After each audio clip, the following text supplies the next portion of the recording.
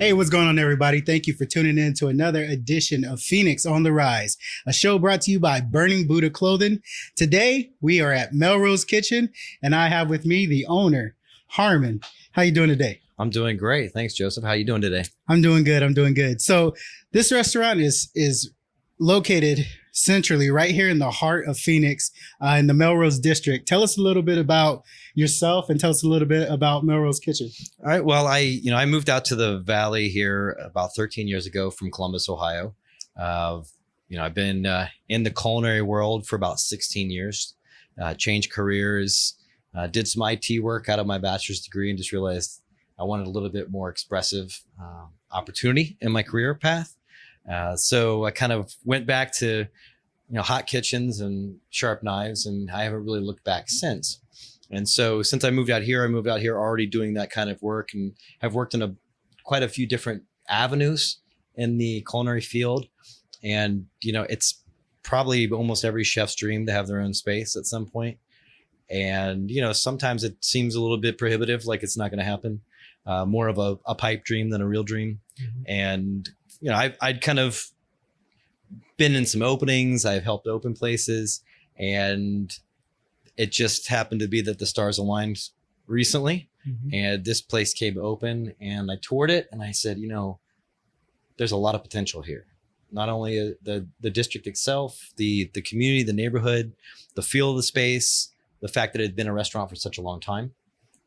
And while it's well known, there's love and hate, good and bad in any place you go. Right. That's been around for quite some time. But I just kind of feel like this has got the opportunity to really be a hub in the neighborhood. So when it came available, I couldn't say no. Awesome.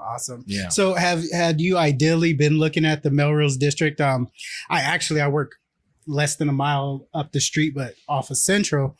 And, I've been in this area. I've been in Phoenix my whole life, and I've always heard of the Melrose District, but I never quite knew the glamour and all that's behind it. So was that like an idea for you? Like you wanted to be in this area? And if you don't mind, can you share with myself and some of the viewers, some of the history of this district? It's really kind of crazy. I've spent most of my time since I moved out here in the East Valley. I've worked all over the Phoenix Valley. Mm-hmm. And, every time I travel, even just around the city, I always find new pockets of places that I haven't seen before, right. New places to explore. And it's ironic is when I started really kind of digging into the neighborhood here, I realized I had already been to a lot of the locations around, right. Basically circling this building, having not known it was here when I first moved here. And so watching the changes that I've seen in downtown, things that have out in Gilbert and Chandler and Scottsdale, just how so many of the communities around Phoenix are growing and developing and creating kind of their own personality and characteristics. Right. This place just felt like it was on the edge of really blowing up. Uh-huh. I think that most people that have been around Phoenix know about Melrose, may not know it personally, mm-hmm. may have heard of it.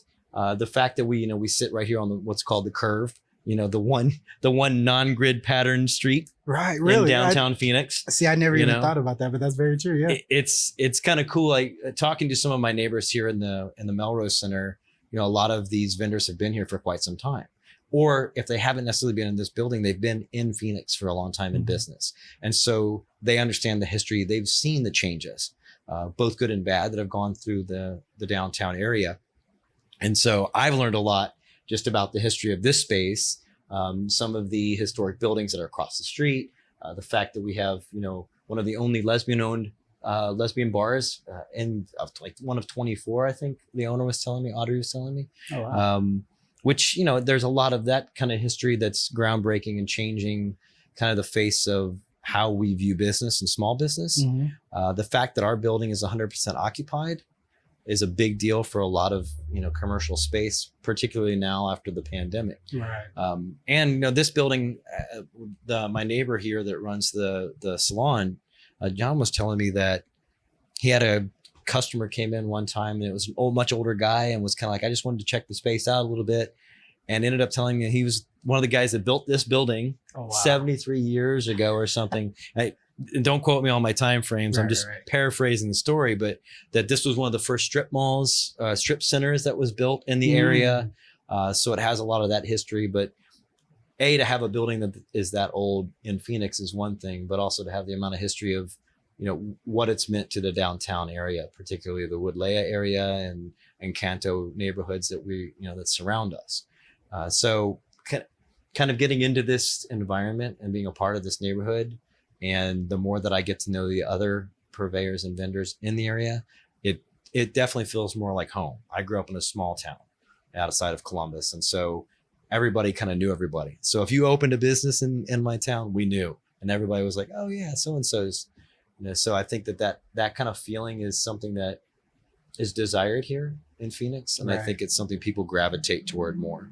And they will continue to do so. I mean, you look at the Roosevelt District, the Garfield District, Coronado District, and some of these small spots that are growing. I think you're going to see more and more of that kind of feel for it. So, Right. And that's honestly, like I said, I was raised out here in Phoenix, and that's kind of been a theme that myself and other people, that I know in the area have kind of talked about growing up. It's kind of always felt kind of disconnected and disjointed. Yep. But as you mentioned, these other areas, Garfield and even the Roosevelt Road, I feel like Phoenix is moving more toward these communities, these hubs. And sounds like you're right here in the middle of a great one that's building up. I'm in the last month, I found out about Melrose Kitchen, but I found out about a couple other places up the road. And, to me, it's all new, but, like you said, there's history here. Can you tell us a little bit about Melrose Kitchen? You recently acquired it. Yep. But can you tell us a little bit about what was here? Sure. And what your vision is now that you are the owner and the direction you're taking it in? Yeah. So it's fascinating. When you start to get to talk to people, you really get to understand, you see who knows what and who knows what's going on. Right. And like I said, my neighbor, the space that we're sitting in right now used to be part of the salon that's next door. Okay. Originally, this was part of there was a billiards hall, and there was I think a tailor down the street where the print shop is. So there were a lot more of those kind of commercial buildings, bars and lounges and things like that. But this space used to be part of the salon, and the small kitchen section, the second suite over here, was a fish and chips place, I think, to begin with, once it became a restaurant. Then it transferred into Little Mama's Soul Food for a while, and then the Two Hippies Cafe, and then they bought this, expanded into this space. And then when they left it, it was purchased and became Melrose Kitchen. Okay. And that was, I think, roughly 8 to 10 years ago, I think now. And so it's been that through two other owners, and I purchased it in May. And I've kind of looked back on the history of the photographs. It started out much more of a mom and pop, a lot of Latino style food, Southwestern, Mexican style food. I think one of the owners, she was from Guatemala. So that was her heritage, was bringing a lot of that food here, and then kind of morphed into that larger breakfast lunch concept. And so the direction we're taking it now is going back to simplifying the menu a little bit. One of the things I've learned just in my time as a culinarian, as a chef, and working in restaurants, too much is too much, typically. Sometimes less is more. Oftentimes less is more. And in this day and age where everybody has a number of choices on everything they do, having less, but knowing that it's quality and knowing that it's really good and it's made from scratch, in-house, is, I think, more of a value for a lot of people. And the beauty of our smaller menu that we're working now is it gives us the opportunity to change it. Right. So if something's not working, we're going to change it. Or if it is working and it's, hey, this is out of season now, I get this, it's much fresher, it's much better. I literally had a conversation with one of my guests in today about how they do things in Europe and how they do things in Paris and some of these other massive food hubs around the world. What you get is what's in season. And if it's not available, it's just not available. It's not, always on. And I think we've kind of come to expect an always on mentality here in the United States. And I think it's beneficial for us to understand that things, when they're at their peak, are better. Absolutely. Especially when it comes to food and ingredients. And, additionally, with the cost of everything becoming so expensive, it's still nice to be able to do things locally that take less trips to get to me. And I can pick them up in some cases. And a lot of stuff that's made locally here by smaller vendors like myself. So I'm supporting those that support me, and supports the community. I think that's really the idea, and we'll segue into that probably as we talk more about, that the bigger vision is to make this place kind of a hub that allows local artists, local musicians, and just the community in general to be able to meet here. Right. So, oh yeah, and to speak to your point, how you're talking about, sometimes less is more. We were chatting a little bit earlier, and I have videography background, and also went to school for design, and that's one big thing. Like, just because you can doesn't necessarily mean you need to, and that's sometimes the mark of somebody that's not very experienced in there, is just like in video editing. It's like, let me throw this in there, let me throw that, let me put this swoosh in here, and it's like, no, you're doing too much. You're distracting from the main point of the whole thing. And I don't want to take shots at anybody, but that's kind of the feeling I feel when I go to Cheesecake Factory. The food's great. Yep. But when I look at that menu, oh my gosh, I'm like, they're like the poster child for way too much is too much. 500 options. And realistically, I've been there a handful of times and I get the same thing. and that's just it. That's a great point in general. For anybody in business and for most people to do anything, is we are creatures of habit. We like the things we like, and change is often scary. And not that it's bad to change, but sometimes it's nice to just come in and go, you know what? I'm going to get my cup of coffee. I'm going to get my, my French toast bake, or I'm going to get, my omelet.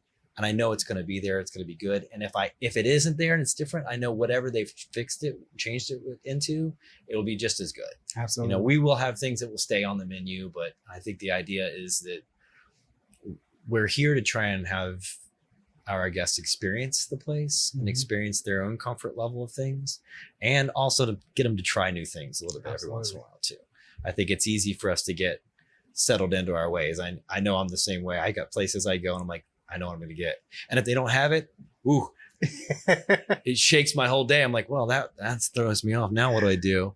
And then sometimes you try something different. You're like, oh, I'm glad it worked out that way. Absolutely. Gave me an opportunity to do something a little different and expand my horizons a little bit. But I know we've had an interesting couple of years where people are trying to figure out what's comfortable and what's not anymore. Yeah. So, we've talked about the menu somewhat. Let's go ahead and just dive deep into that. Sure. So today I came in, prior to this, it was earlier in the day, and I actually saw you back in the kitchen. Oh, yeah. And then, we were chatting. See, I thought you were the owner. I thought you were, the captain of the ship, but, sometimes the captain of the ship's got to go back there and hook and jab as well. So you do have the culinary experience. So let's talk about some of the menu items, but let's also talk about what's your inspiration behind some of these items. Because you did just mention as well, one of the dishes, which is the French toast bake, which I've had the opportunity to try. That's completely new to me. I know French toast. I've had that before, but so what's kind of your inspiration and concept behind some of the dishes you have? So it's kind of interesting. I think once and much like a lot of the decoration and the feel of the place is oftentimes what we do in our work, I think, is a collection and a collaboration of our lives. It's the things that you've learned and experienced over the course of time. If you look like an artist's life's of work, you see how they've changed, and the influences and what's going on in their lives has changed the art and what they do. And I think anybody that's done anything for a period of time, you do pick up different things. So a couple of the things on the menu are things that I've picked up over my experiences throughout my culinary career from the very beginning, from when I decided to first go into it, places I've worked or places I've eaten. I'm like, oh, that was such a great dish. I want to try a version of it, but do it this way.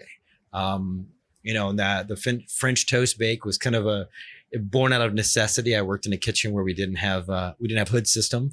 So I was like, okay, well, I got to find a way to use, some sort of an air fryer or something tabletop that I can bake this thing and make it work, and quickly and to order. And I just, by trial and error, figured it out that, cast iron works great, keeps things hot and works quick. And that was a little bit different. It's like, we could do stuff. It might end up becoming stuffed French toast at some point in time, croque madames, croque monsieurs. And so we've we've got the luxury of doing that. Right. Some of the other items on the menu, we really tried to get the flavors that we felt people that we've experienced and we've worked with before have enjoyed. Some things happened by accident. We did. So for instance, one of the most popular items on the menu right now is our pork belly BLT. Oh my gosh. Which I have yet to try. So that's the next one. I'm going to tell you that was an accident. I mean, if I'm being honest, I wish I could say that this was a grand design, but it wasn't. I love BLTs, and so does my chef. And we were both like, let's get a BLT, or we kind of need a cold sandwich. Maybe we could do some chicken salad or something. I was like, well, that'd be great for the summer, but maybe it's not, what people really want to dig into when they first see a new menu. And so she goes, why don't we do a BLT? I'm like, okay, cool. And we had this great pork belly that we were planning to use for one of the breakfast items. And then I said, well, why don't we try the pork belly on it? And then we had this great soft focaccia, and it just kind of all of that came together. And the one thing that we thought, like, BLTs always like cut your mouth up because of the toast. Yes. Everything's so crispy that it's almost, you're biting through a lot of dry and a lot of crispy. I thought that was just me. No, that's the conversation. That's how I sell it every time I talk to people about it. And so we said, well, we've got this focaccia that we just toast, and then we got that tender caramelized crispy bacon pork belly on it. Gosh. Arugula, and we made a kind of a basil pesto mayo out of it.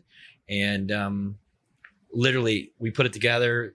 The two of us ate one. I was like, that's it. I said, I think this is going to work.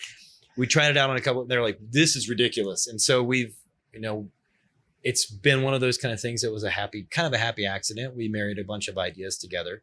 And I think that's oftentimes that's how, stars are born, so to speak. Yeah. We have, you try things out, and if it doesn't work, the beauty of our situation is if it doesn't work, we try something new. Mm-hmm. We've been open a month, and I think we've already pulled a couple items off the menu. Like, okay, that was a great idea, but nobody's really biting on that. So let's just pull it. We'll simplify for now. And then in the fall, when, things start to pick up, we have more people in, we can experiment a little bit more and try some new stuff. We're not afraid to, to give something up or to try something new. And I think that's the exciting part of doing this work. Absolutely. And most chefs wish, as working for somebody else or a bigger company, it's nice to be able to say, well, let's try something different. And then have people go, oh, you used to have that. I'm like, it'll come back. Yeah. Right. But being able to just be flexible and adaptable that way. So. Absolutely. And that's, to me, that's the mark of you're a chef, but that's the mark of a good artist. Mm-hmm. is seeing what works and playing around, being creative. I mean, anybody can make a BLT, but you took it up to another level. Yeah.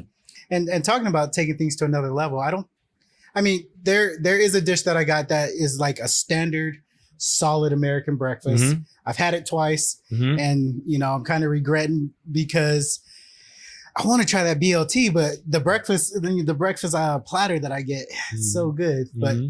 I'm gonna switch it up next time. Sure. But one thing I want to get to is, like, with your menu, there items that we know, there are meals that we know that we've had, but you elevate them to a different level. Mm-hmm. Even with your chicken and waffles that you have, and it seems like you have a twist on every single thing. Yeah, and it's the comedy of errors in that sense. There, it's like, okay, what if this is cool, but what if we did it? It's one of those things that you have late nights when you're sitting, maybe you've had a couple drinks, you're hanging out with friends, like, what if we did this, but we did it this way, And I think everybody kind of has those weird brainstorm moments, or those, your munchies, like, this sounds delicious, let's do something crazy with it. And so some of that stuff is kind of some of it me being a goofball, and then mm-hmm. going, well, let's try it. And then, oh, wow, that actually kind of worked out. That was cool. And then other things are just, hey, this is a great dish. This is a great ingredient, but what if we use this one instead? And some of it is calculated in the sense of, I went from bacon to pork belly, not a stretch, just a different way of preparing essentially the same kind of food. But like you said, taking it to a level where it's like, okay, what if we use this really good fresh ingredient, or use this ingredient instead? It's very similar. For instance, we do our hot chicken, and we do it with the traditional Nashville chicken style, where you're using the hot oil and the spices, but we're also using some special spices that have a sweetness to it. Okay. So it's not just hot, it's hot and sweet. Using a garlic honey, mixing some different kinds of heat into the slaw, like a wasabi dressing on the slaw, things like that. So you're getting heat, but you're getting different kinds of heat. Right. So it takes you through not just this one solid, like chili pepper, you're getting different kinds of the heat spice. And so I think that that's the kind of stuff we like to play with and what we want to do. And it's nice because that gives myself a chance to bring my influences, but also my chef and even my staff. You know, everybody, we all eat and we all love to do it. So we all go, you know, it was really cool. I mean, I've had friends come in and go, remember we talked about making that dish? I'm like, yeah, I'll try it. That's great. Bring me, I forgot the recipe. Let's talk about it. Right. So I've had conversations at the table. People are like, oh, you know, it'd be great. I'm like, wait till it gets cool. You know what I mean? Like that's the kind of beauty of bringing the community involved, because this is Melrose Kitchen. This is the kitchen for the district. This is your hometown place to hang out. And that's kind of my hope. That's my drive. And I think that as people start to realize we're open again and we're back up and running, that they get that feel and they feel that this is a sense of home. Yeah, so. Absolutely. And the moment I walked in here for the first time, this was actually recommended by the previous interview I did for Phoenix on the Rise, was with All in One Phoenix, a clothing store right up or sneaker and clothing store right up the street. And the moment I walked in here, I just felt that vibe. There's like a family community type vibe in here. Your staff, very friendly, very inviting. You walked up, introduced yourself, you know, just gave that feel that I think sometimes is missing. Is that kind of what you're going for with the idea of here? Like even with hiring your staff and just the vibe of the place. And I know I asked you a question, but also I want to, when you guys come, you're going to know what I'm talking about. Obviously we're recording right now, but the playlists here are so fire. The food was great. I mentioned the food, like when I came, I was like, the food's good, everything. And Harmon, he walked over, he's like, how's everything? I was like, the food's great, everything's great. I was like, but this playlist. And you know, that's something you put together as well, right? Or well, to be honest, I cannot take all the credit for every bit of vibe in this place. I have a staff of people around me that are awesome. They really are. I've known my chef for 10 years since I moved out here. She's from the Midwest as well. And, you know, we met working at a job at Nordstrom's Cafe. And it seems like wherever I go, she ends up, we end up landing in the same place. Either I find her, you know, she follows me and needs a job and I need to, you know, it just always works out that we needed, you know, we've met in the middle and it's helped out. That's awesome. And so, you know, when this came available, she was the first person I called to say, hey, you want a job? Yeah, it's a little different than the ones we've been before. So are you ready for that? So, you know, I think it's exciting for both of us to venture into new territory. But on top of that, I mean, I actually brought back 2 of the employees that had worked with the previous owner. That's awesome. You know, kind of put them on hiatus. I said, just bear with me on a couple months to fix the place and clean up. And I said, I understand if something changes and you need to go, just let me know. But both of them came back and walked in the door and were like, what happened here? This place is so different. I'm like, yeah. And at first they were apprehensive, but I've started to watch them open up and relax and become, you know, we're all really starting to gel. And I think we're all super excited to get the back patio open and really start to get the cool weather so we can open the place up figuratively and literally. But yeah, I can't take credit for all of the vibes, but I was fortunate enough to grow up in a family where we listened to a lot of different kinds of music. And a majority of it was focused around Motown and rock and roll. As you can see when you come in, a lot of the focus of what I've got on the walls is an homage to that.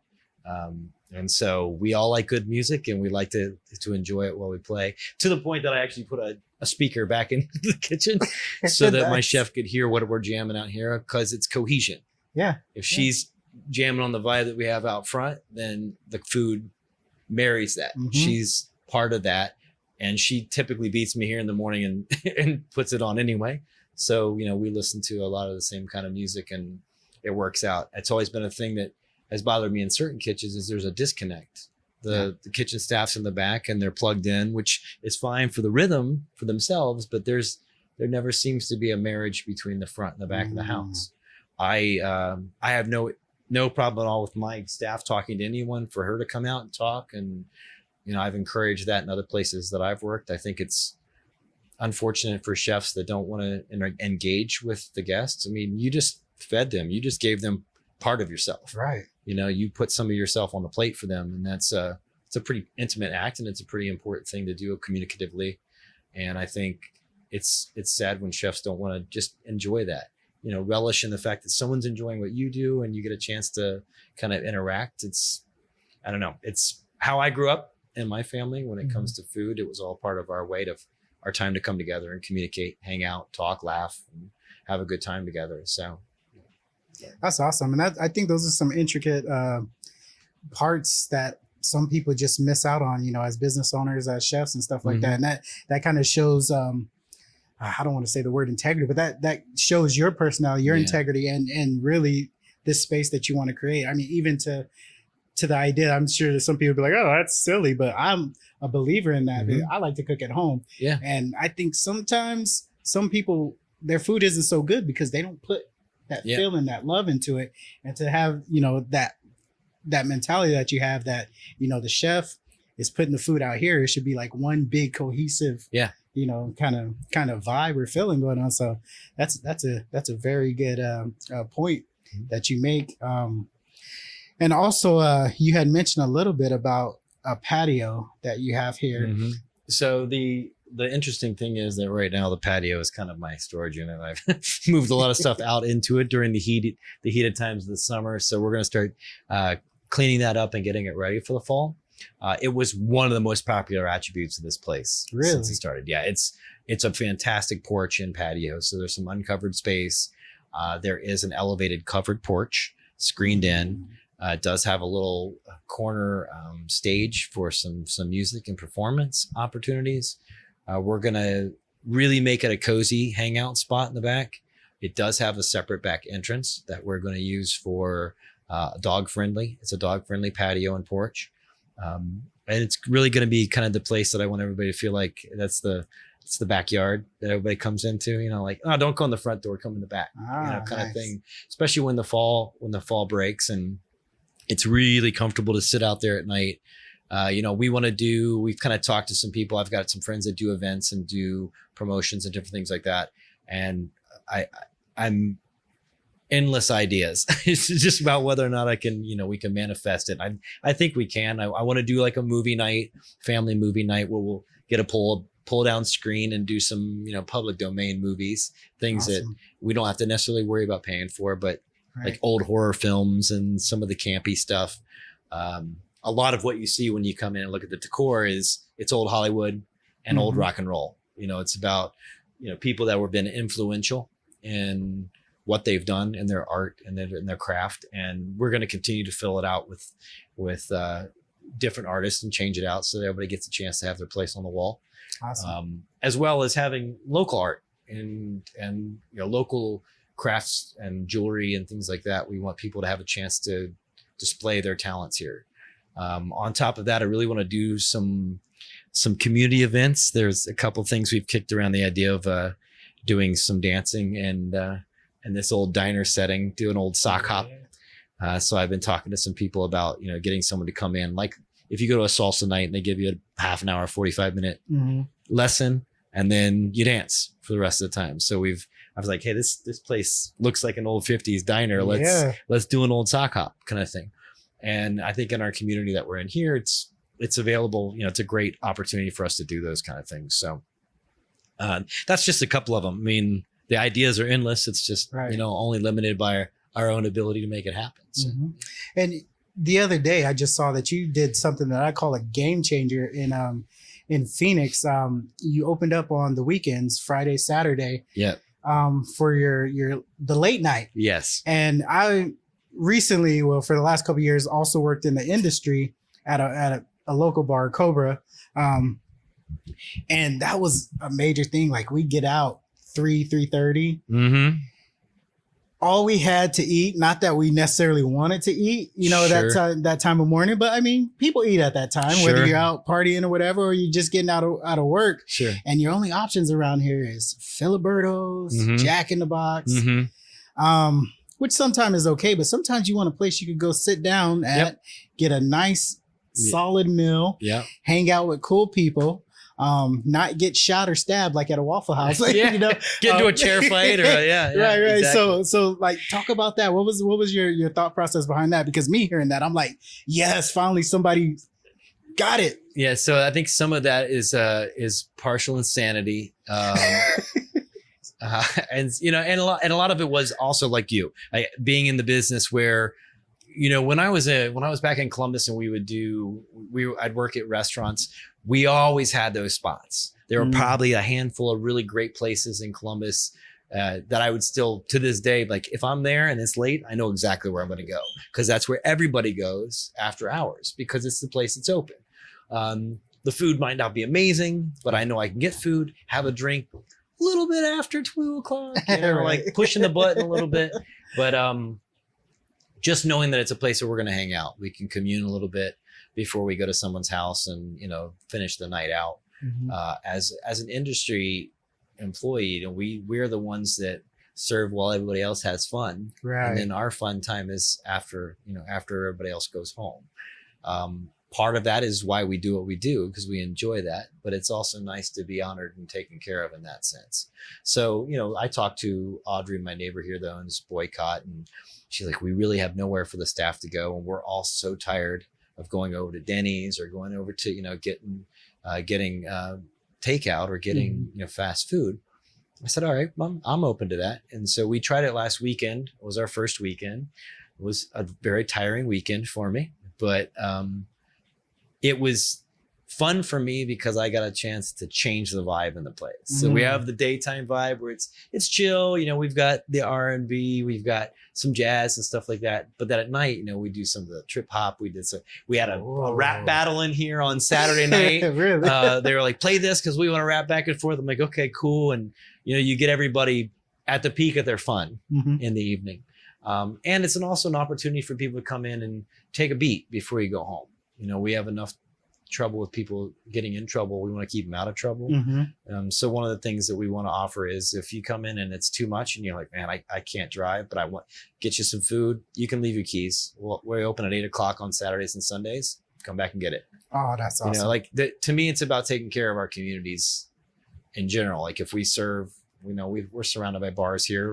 We don't serve alcohol at this point, but you know, it's just kind of owning some of the responsibility and accountability for each other and looking out for each other, just making sure that everybody's safe and gets home safe, especially when the weather gets nicer and more people are out and about, you know, just to protect everybody's interests. I've lived in Phoenix now for 13 years and moved to the Central Corridor in March, and it's tricky. It gets pretty hectic down here at nights, and it's darker in some of the areas in the corridor here, but so you have to be careful. There's, you know, people walking around. So really looking out for each other and just making it, like I said, that go back to the whole thing of what I grew up with. I always had a friend's house or somewhere I knew I could go and be safe in the evening and relax and feel like I'm at home. So that's cool. Yeah. And I wanted to say this earlier, but like, I didn't know you're from Ohio. Every person I've ever met from Ohio has been such a cool ass person. Like for real. we all you know, we all leave there. It's part of like when you leave Ohio, they say, okay, so now you have to go out and be really nice to everybody. You know, you can come home and we can all get in a fight when we get back. But when you're out and about, you know, it's I think there is some of the Midwest mentality. I've met a lot of people from like Wisconsin and Minnesota, Indiana, Illinois, Michigan, and Ohio, and there's just something about growing up there that we all kind of want to look out for each other. You know, we can be a little bit to deal with a lot of the times, but for the most part, I think it is just, you know, growing up in a family where, I mean, we didn't lock the doors and my friends were welcome anytime if they needed somewhere to be, you know, and I think that's kind of the mentality I bring with me wherever I go. Yeah, and it's definitely translated. And just talking to you now, translating into your restaurant, and you know, that's a part I didn't even think about, the whole, you know, idea of, you know, people will be partying, people will be out. There's the industry side of it, but I mean, to even take that on, you know, as a business owner and stuff like that, like, hey, you know, provide that other option, because I've, as many people have, me probably more than some, and more than I should have driven, you know, because it's like, I could take a lift, I could do that, but you know, it's not that far. I'll be all right. Exactly. And you never know. I mean, but I mean, and then too, you're thinking about, well, what if they tow it? What if they have that? But I mean, if people know they have that alternative and that safe space, if they could do that, yeah, I think that's awesome. Yeah, and that's another beauty of having being in a building that's an older historic building like this. That's it's well occupied. We have, and knowing each other like we do, I can just let my neighbors know, like, hey guys, if you get here in the morning, there's a couple of cars. It's all good. Awesome. We're taking care of some people on the weekends. We let them leave the keys here, that kind of thing. It's a nice thing that we do in the sense, I think, to do in general. And I think that having places like this in Phoenix are going to be what differentiates Phoenix. Mm-hmm. We there's a lot of conversation when you talk about big cities around the United States and, what's the next big city, what's coming up. And I know Phoenix is pushing for that. We're moving in that direction. There's a lot of relocation. It's been a lot of migration since I've moved here 13 years ago. I've seen the development I've seen around the city is insane. And I think it's part of what's going to give us our culture and our identity as a city is, we have that, a lot of people that come from other places. Mm-hmm.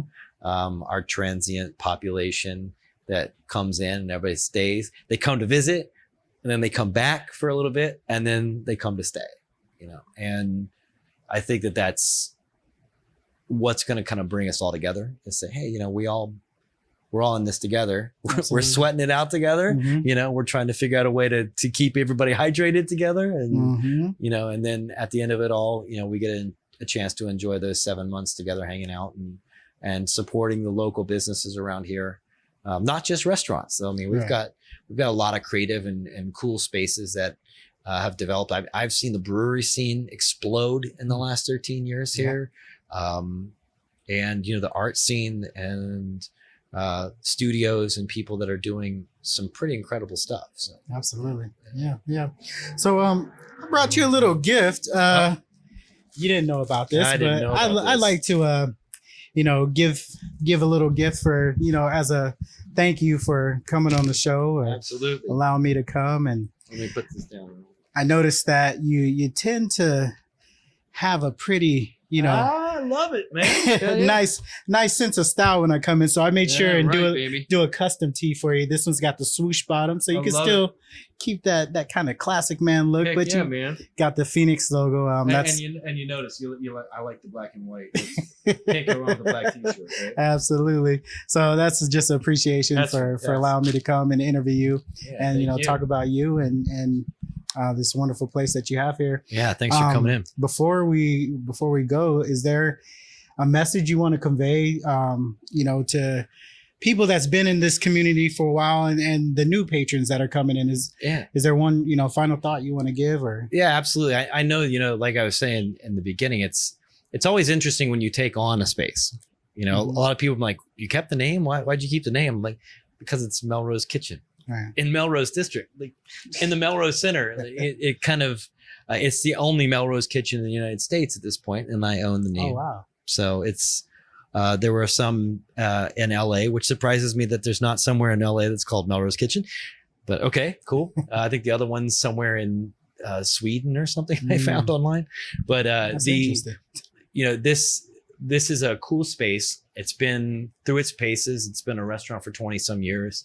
And I think it's an opportunity for us to just kind of, in true Phoenix fashion, kind of rise it from the ashes and bring it back to what it could be, particularly with, our walk-up window in the fall, having all these little, we have that little ledge around the side. I want to have some bar stools out for people to hang out here, come up, get a milkshake, get a float, hang out, have a burger, sit by it, and then go about your day. Ride your bike over. Hopefully when we bring in some beer and wine, we'll have the mimosas and things on the patio. Nice. And really to make this kind of a hangout spot for everybody to come and enjoy. You never know what you're going to find. It could be some live music. There might be some yoga on the patio. There might be some chair massages. You never know what's going to happen here. And I think that's, why I say this is the place where community and culinary and culture meet and to eat, is that I kind of want to help make that the hub for people to have a place to go that they know they can always get in and and they feel comfortable. Not necessarily cheers, but where everybody knows your name kind of thing. Right. And having that Everybody local knows your name. that local feeling. I mean, we have some of that already with George and Dragon over on Central, Right. and the Lux and some of the other places that I frequent too, that I'm like, I love coming in here. Every time I come in, I feel comfortable there. And so I think that's just adding more to that kind of environment. And I think people will be surprised when they come in and see it. If they've been in before, come back and see us. If they haven't, come and see us for the first time. And I think it'll be a good experience for them. And if not, we can always fix it. That's the beauty of it. Yeah, absolutely. And I'll let you guys know, this is no cap, as the young people say.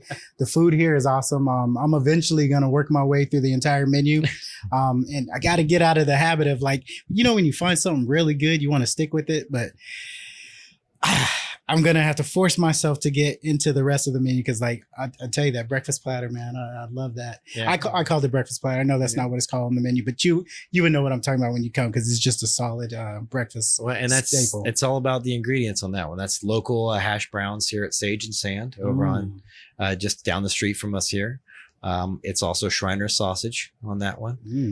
We do use some Cloverdale bacon, which isn't local, but a really good quality bacon. So it really is. And we use strictly from scratch as our bakery for a lot of our items here on the menu. So you're getting good stuff, man. Absolutely. Yeah, you definitely are. And to the point, I came in here and I introduced one of my coworkers to the food. I had bought the breakfast sandwich, which is freaking amazing. Anything with a croissant, I'm sold. Yes. But that was one thing. He was like, dude, that bacon. He's like, I seriously don't think I've had bacon that good in a long time. And I was like, you know what? That's a very good point. The whole sandwich is delicious, but that bacon is what sets it off. And that's awesome that you use the local ingredients and local businesses. Yeah. That's so awesome. So tell the viewers exactly where we're at, the address here and where they could find you on social media. All right. It's 4306 North 7th Avenue. We're right on the curve in the historic Melrose Center, across from Boycott, just down from Restaurant Progress and just up from the Valentine. We are on Instagram as Melrose Kitchen PHX. Okay. That's just because when you buy an old business, there's a lot of names out there already. I'm still working to get in touch with some of the old owners about getting some of that stuff. There might be some old information still online. We're in the process of clearing a lot of that up. We will be doing a new media blast at the end of September. Okay. So you'll see some changes in the website, new hosting platform, and definitely trying to get some more of the outreach out there. We also have the same name on Facebook. It kind of mirrors off of that. We are at melrosekitchenaz.com. That's our website. Okay. I've been doing some updates on that, trying to keep it fresh. But just keep your eyes peeled. You'll see more from us. The best way to see us is to come in. Absolutely. Come in and see us. Get some of this banging food. Yeah. We'll be doing some retailing of some of our coffee blend is going to be bagged and sell and available for retail probably by the end of September. And we're going to start doing some of that sort of the takeout window as well once the weather breaks. So awesome. Yeah, that's good. And I look forward to the other things that you have coming. I've experienced, what this place is about as far as the food and, the culture and the friendliness and the community. But I look forward to these other things that you're going to be adding with the patio and everything. And you guys make sure you come out and visit this great spot. And I appreciate you coming on the show, Harmon. Absolutely. Thank you, Joseph. Thanks for having me. Yes, sir. Thank you. Awesome. Thanks, bud. We'll see you guys next time.